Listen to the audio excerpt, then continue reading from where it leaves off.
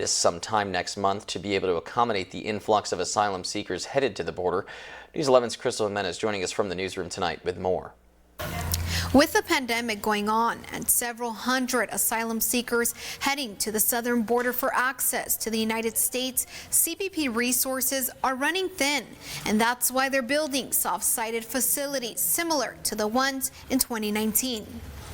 U.S. Customs and Border Protection in Yuma says on average there were 300 apprehensions a day last week.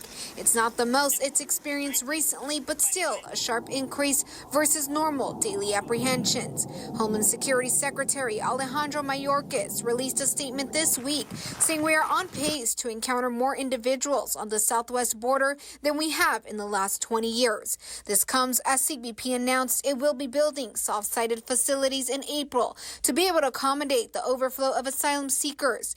COVID-19 definitely an added element. CBP released a statement saying, based on past experience and challenges due to COVID-19 space restrictions, we need additional processing facilities. Also, as we work to build and improve permanent facilities for the safe and orderly processing of individuals at the border, temporary soft-sided facilities are sometimes necessary to meet operational needs.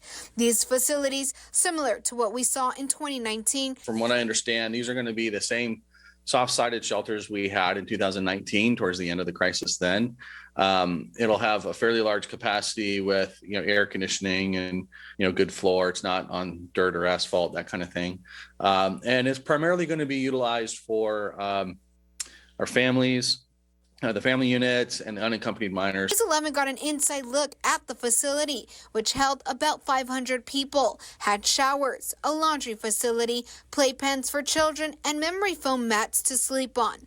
On top of this, DHS, FEMA, and other state officials are working with local nonprofits and city leaders to help mitigate the spread of COVID-19 among those being released into the city as they await their court hearing. We've reached out to CBP to see if we can get a tour of the facility in the works, but are still waiting for approval. Reporting from the newsroom, Crystal Jimenez, News 11.